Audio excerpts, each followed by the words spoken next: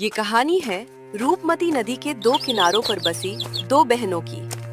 नदी के एक किनारे पर बड़ी बहन कुसुम अपने पति नरेश के साथ रहती थी। नरेश बेहद आलसी था और काम करने से हमेशा बचता रहता था। उसकी कामचोरी के कारण घर में अक्सर पैसों की तंगी बनी रहती, जिससे कुसुम के मन में धीरे धीरे असंतोष और ईर्ष्या घर करने लगी। वहीं रूपमती नदी के दूसरे किनारे पर छोटी बहन रागिनी अपने मेहनती पति सोमनाथ के साथ एक छोटे से घर में रहती थी। उनके पास धन दौलत भले ही कम थी, लेकिन दोनों प्रेम, मेहनत और संतोष के साथ अपना जीवन खुशी खुशी बिता रहे थे।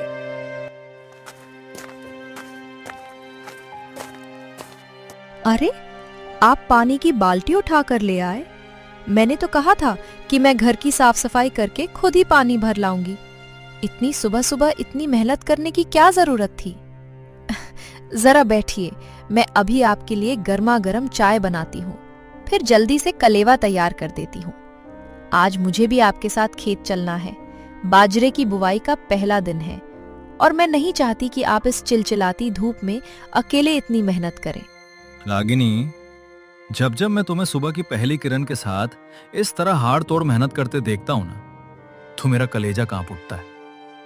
ईश्वर ने तुम्हें इस घर की लक्ष्मी बनाकर भेजा है, पर मैंने तुम्हें दिया ही क्या है? सिर्फ मेहनत और पसीना। सवेरे 4 बजे से उठकर तुम कभी झाड़ू पोंछा करती हो, कभी चूल्हा फूंकती हो और फिर मेरे साथ खेतों में कुदाल चलाने चल देती हो। एक पल का भी चैन नहीं है तुम्हारी जिंदगी में। कभी अपने लिए भी थोड़ा वक्त निकाल लिया करो मेरी भली मानस। खेत का काम भारी जरूर है, पर मैं अकेला संभाल लूंगा। तुम घर पर आराम करो। ऐसी बातें बोलकर मुझे पराया मत कीजिए जी। खेत कोई सिर्फ आपका थोड़े ही है। उस मिट्टी से जो अन्न उगता है वही तो हमारी आंतों को ठंडा करता है। जब तक अपने हाथों से बीज मिट्टी की छाती में ना रोपूं, तब तक मुझे लगता ही नहीं कि उस फसल पर मेरा कोई हक है। और वैसे भी जब आप मेरे साथ होते हैं ना, तो मुझे दुनिया की कोई थकान छू भी नहीं सकती। मेहनत से तो शरीर निखरता है जी। असली पीड़ा तो तब होती है जब अपनों के दिलों में दूरी आ जाए। हम दोनों मेहनत करेंगे तो ईश्वर भी एक दिन हमारी इस सूखी गृहस्थी में हरियाली जरूर लाएगा। तुम्हारी यही बातें तो मुझे हर मुश्किल से लड़ने की ताकत देती हैं रागिनी। सच ही कहा है किसी ने, अगर हम सफर समझदार और साथ देने वाला हो तो सूखी रोटी भी अमृत जैसी लगती है। चलो फिर जल्दी से मिलकर काम निपटाते हैं, ताकि दोपहर की कड़क धूप से पहले बुआई का एक बड़ा हिस्सा पूरा हो सके। दोनों मुस्कुराते हुए अपने अपने काम में लग जाते हैं।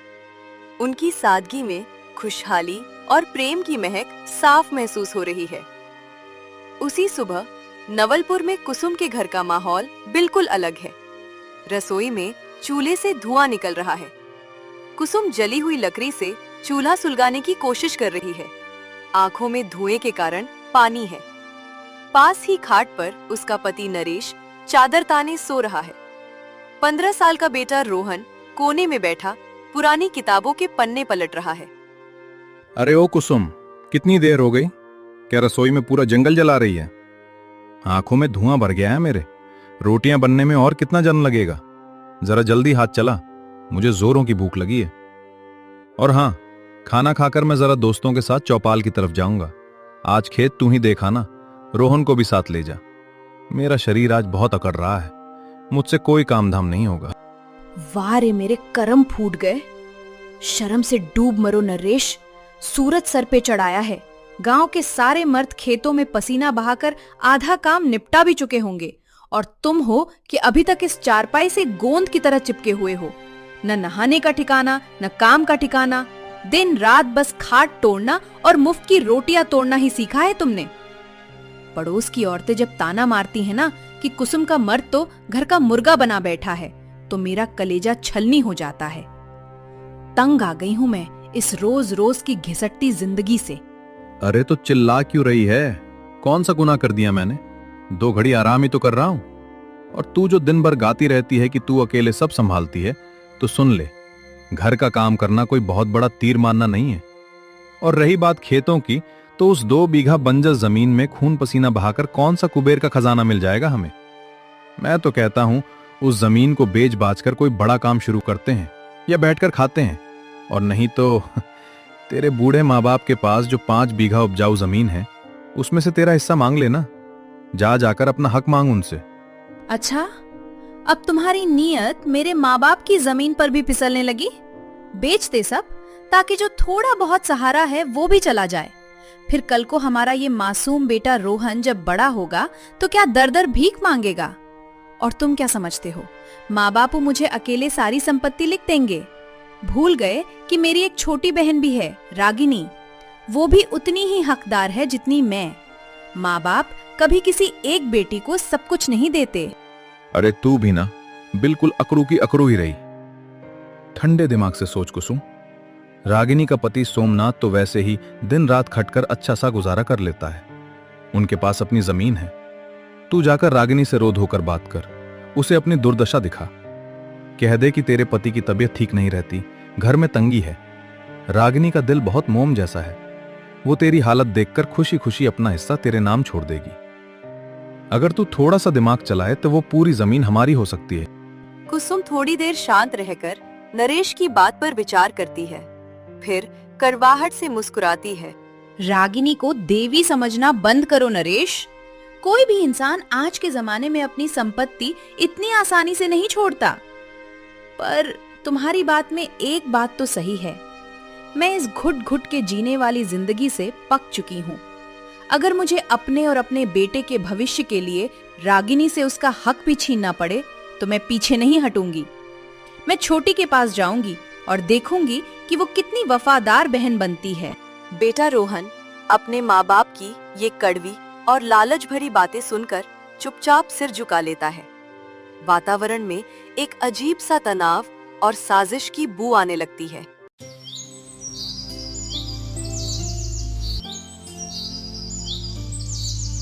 अगले ही दिन दोपहर की ढलती धूप में कुसुम नदी पार करके रागिनी के घर किशनगढ़ पहुंची।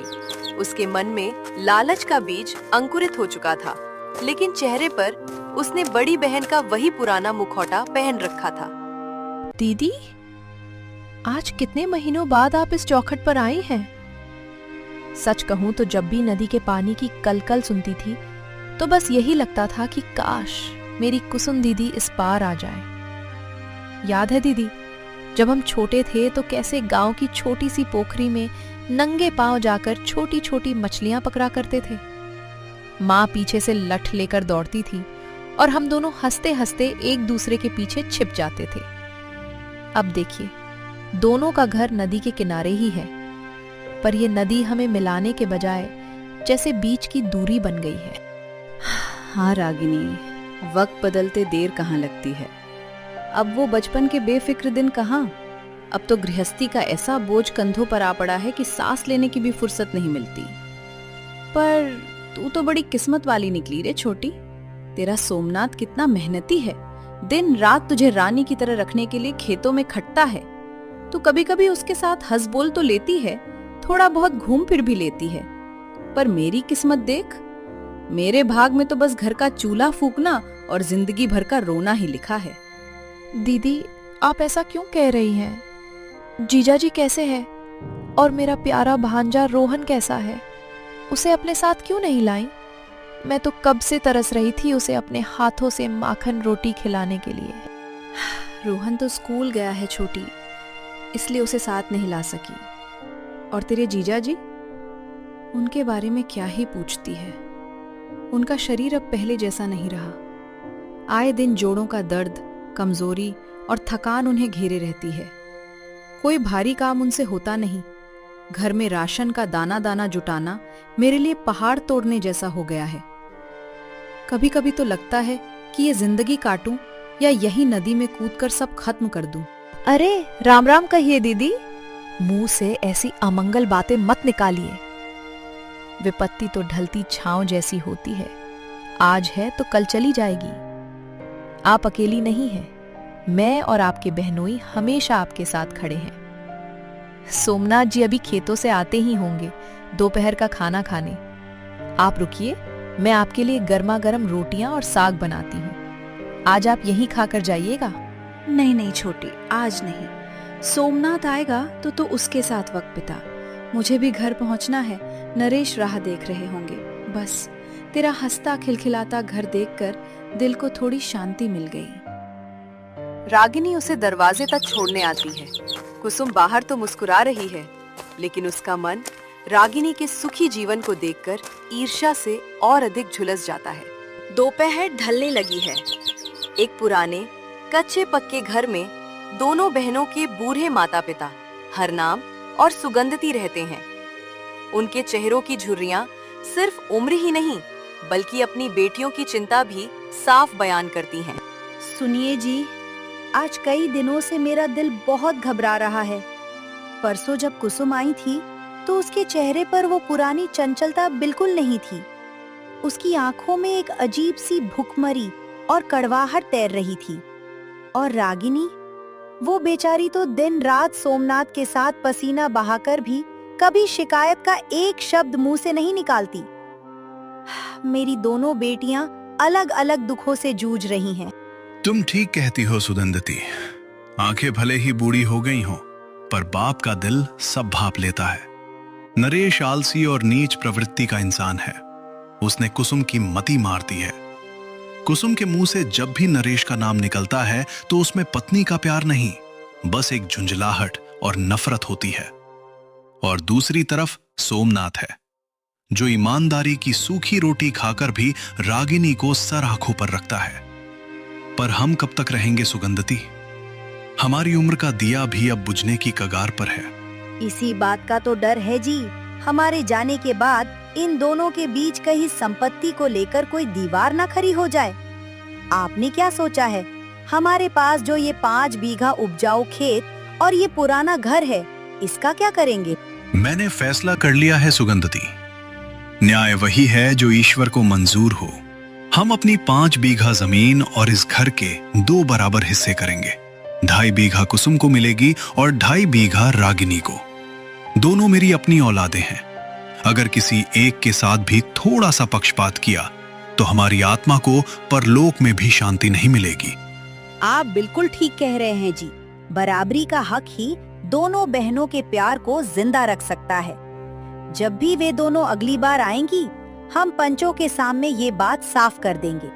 उसी शाम नवलपुर में कुसुम के घर धुंधली सी ढलती शाम में नरेश चारपाई पर आराम से बैठा हुआ था।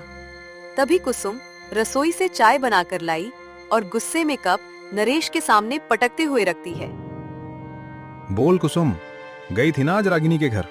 क्या कहा उसने? क्या तूने उसे अपनी गरीबी का रोना रोकर पिघलाया? क्या वो अपने हिस्से की जमीन हमारे नाम करने को तैयार हुई? तुम क्या समझते हो, सब कुछ इतना आसान है? वो तो अपने घर में सोमनाथ के साथ महारानी बनी बैठी है। उसके घर में अनाज की कोई कमी नहीं है और सोमनाथ उसके इशारों पर नाचता है। मैंने अपनी गरीबी का दुखड़ा तो रोया है, पर सीधे जमीन मांगती तो उसे शक हो जाता। पर एक बात तय है नरेश, माँ और बापू अब बहुत दिन के मेहमान नहीं हैं। वे जल्द ही जमीन का बंटवारा करने वाले हैं। तो फिर देर किस बात की है? तू कल ही हरिपुर जा। माँ बाप के पैरों में गिर जा, रो, गिड़गिड़ा।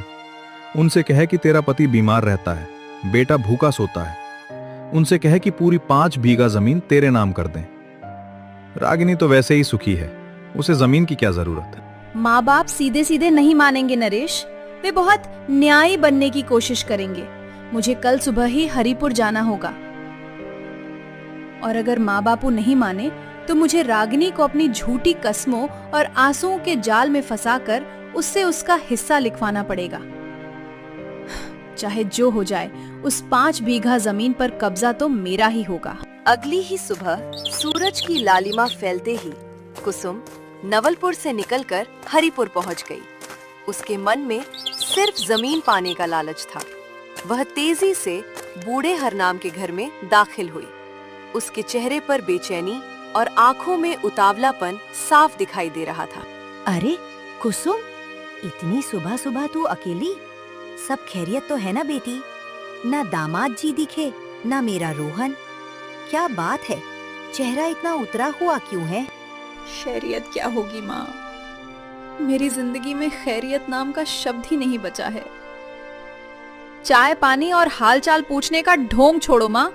मैं यहाँ हालचाल बताने नहीं, अपनी जिंदगी का आखिरी फैसला करने आई हूँ। बेटी, ये कैसी भाषा बोल रही है तू? माँ बाप के घर आई है, जरा 2 घड़ी बैठकर सांस तो ले। क्या दुख है तुझे? तू खुलकर बोल, हम तेरे अपने हैं। बाबूजी, अब पानी सिर से ऊपर गुजर चुका है। आपके दामाद नरेश दिन रात खाट पर पड़े रहते हैं। घर में राशन का एक दाना नहीं है। रोहन की पढ़ाई की फीस भरने के पैसे नहीं हैं। दूध वाले और साहूकार का कर्जा बढ़ता जा रहा है। मैं अकेली औरत कहां कहां से खून पसीना बहाऊं। कभी कभी दिल करता है कि जहर खाकर सो जाऊं। क्या आपने मुझे इसी दिन के लिए पैदा किया था कि मैं दर दर की ठोकरें खाऊं? अरे राम राम बेटी, ऐसी कुलच्छनी बातें मुंह से मत निकाल। तेरा दुख हम समझते हैं, पर तू हिम्मत मत हार। हिम्मत से पेट नहीं भरता माँ। मुझे सांत्वना नहीं, सहारा चाहिए। बाबूजी, आप अपनी जमीन का बंटवारा टालना बंद कीजिए।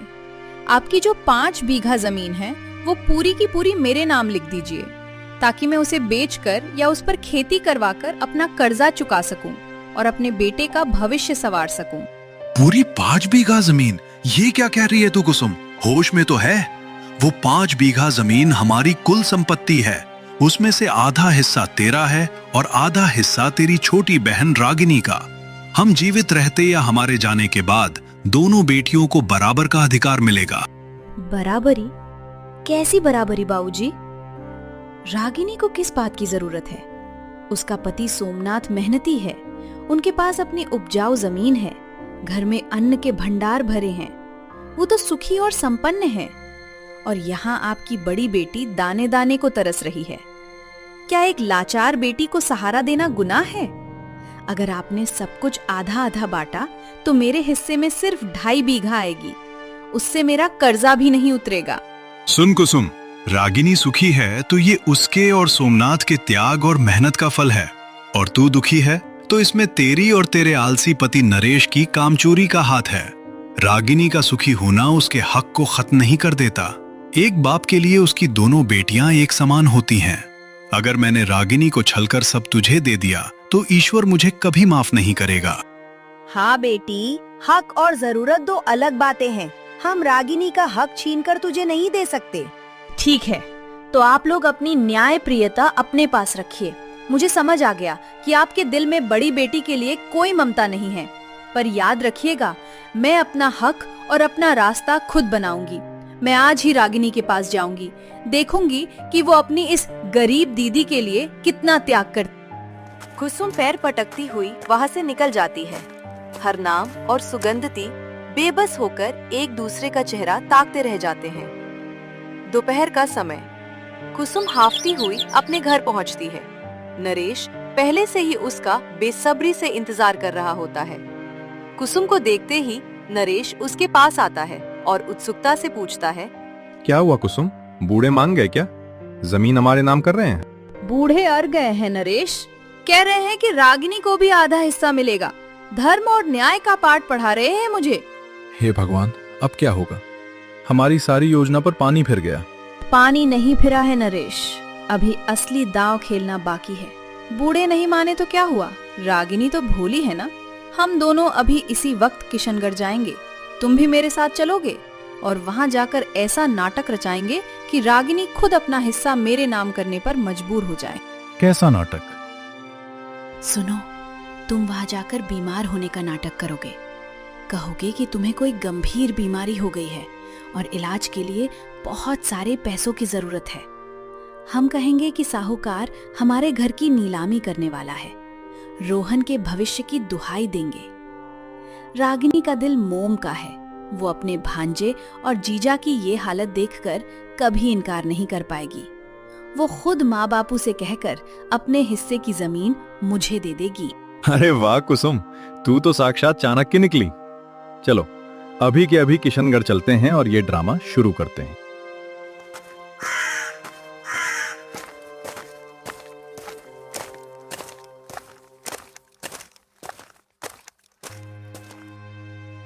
अरे दीदी, जीजा जी, ये क्या हुआ? जीजा जी की ये हालत कैसे हो गई? अरे भाई साहब, क्या हुआ आपको? बैठिए बैठिए। रागिनी, जल्दी से ठंडा पानी ला। ओ रागिनी, लुट गए रे हम, बर्बाद हो गए। तेरे जीजा जी को शहर के डॉक्टर ने कोई बड़ी बीमारी बताई है।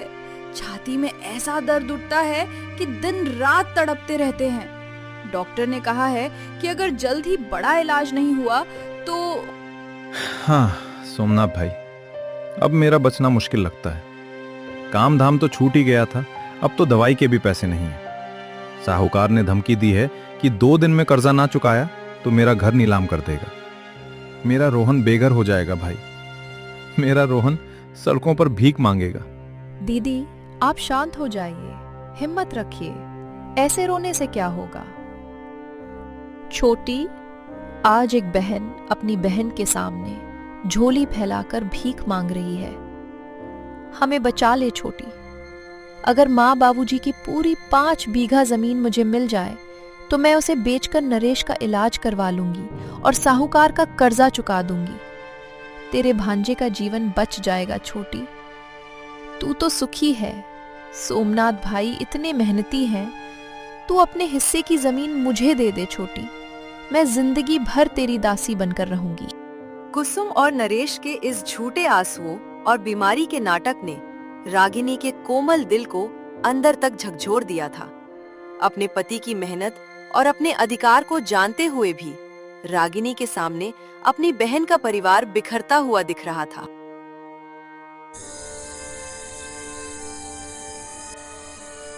रात का समय, किशनगढ़ में रागिनी का घर। कमरे में दिए की मध्यम रोशनी फैली हुई है। रागिनी और सोमनाथ चुपचाप बैठे हैं।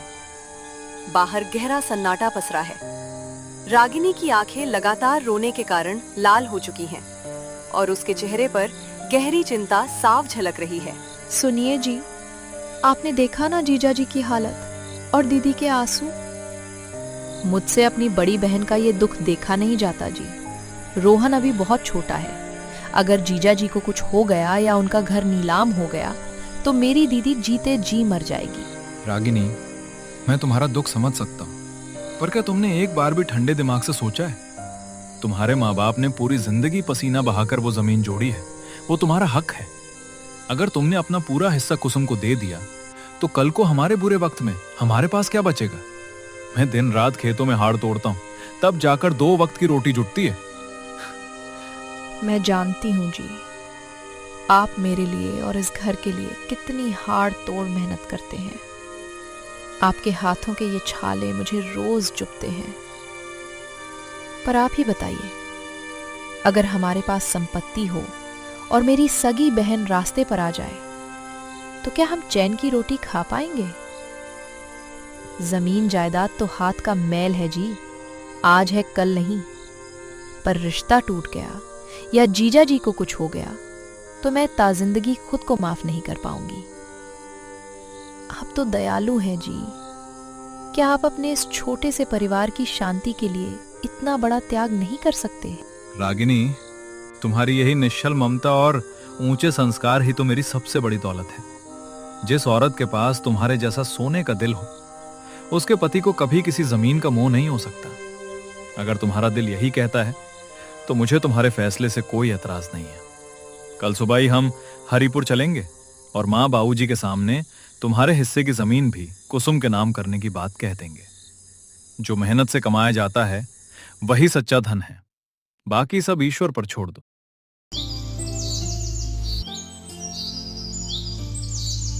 अगली सुबह का सूरज हरिपुर गांव पर चमक रहा है।